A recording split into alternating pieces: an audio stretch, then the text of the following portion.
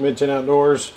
Well, I was trying to bring you videos every week, but it's kind of fallen down. So it's been a couple weeks since I've done one. Got one to do today. Went and took this morning, and by the way, it's cold. Well, it's cold to me in Middle Tennessee today. It was 24 degrees when I left the house. It is up to 30 something, so it's warming up. It's supposed to get up near 50 today.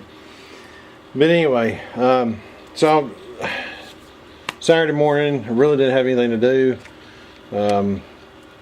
So I decided to go ahead and take the car and get it serviced, get the oil changed, all that good stuff. I could do it myself, but I just don't want to. I'd rather be playing with guns or doing something else. So anyway,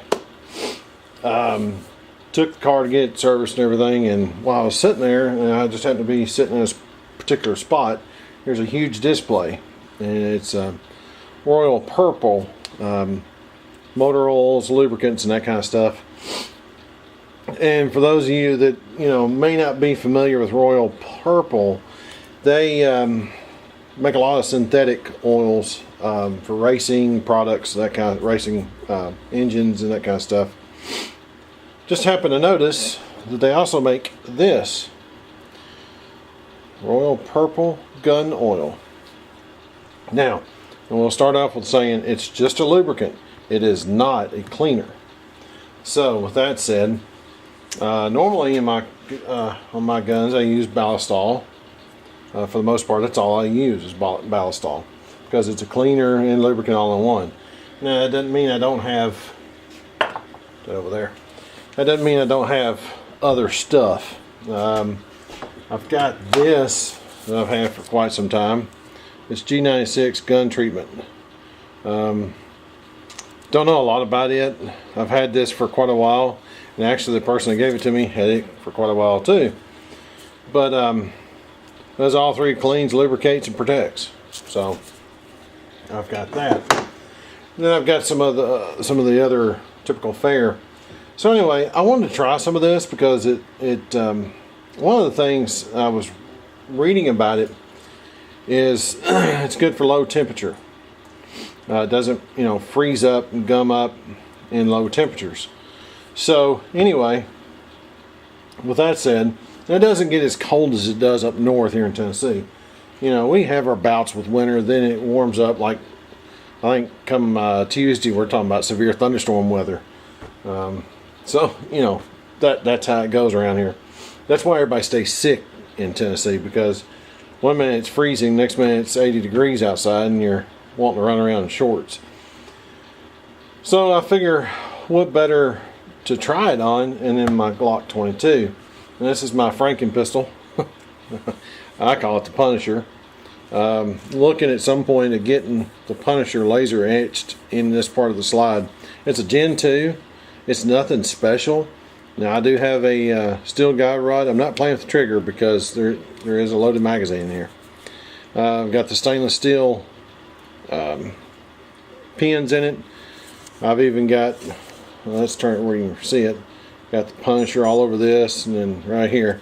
So that's why I'm wanting to have the Punisher put on the side of the slide right there, laser etched. I think that's fixing to happen.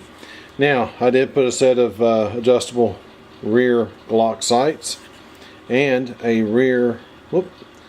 front night sight. Also, here of late, I put a 3.5 pound ghost trigger. I can tell a difference. It's not that big of a difference. To me, it's just a lot smoother trigger now.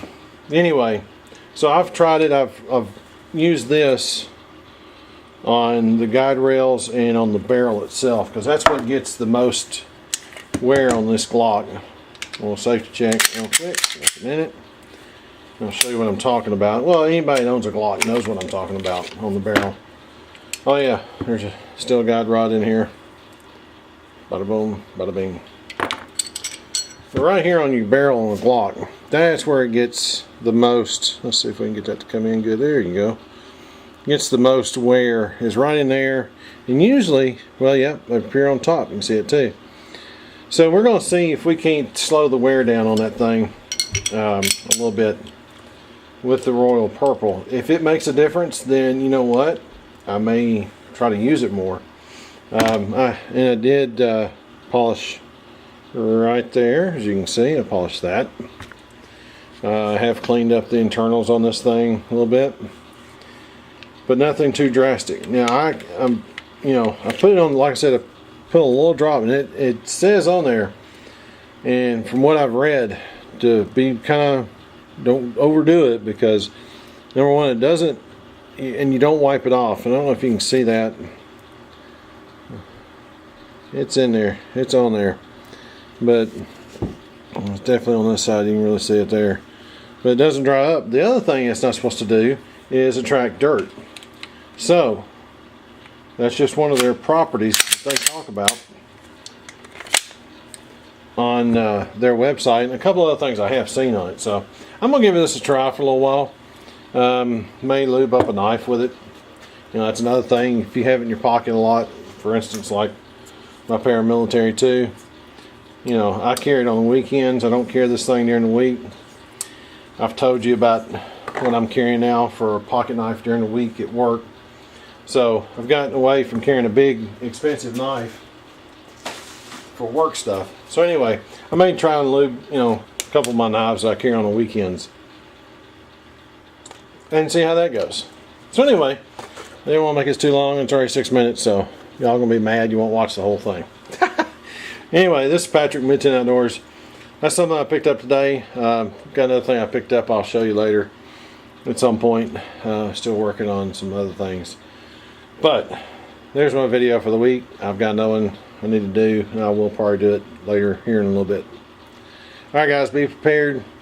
Keep an eye out for an update on the Royal Purple and how it turns out. I know my southern accent's probably really trashing out the name. That's the way we do. Alright guys, be prepared.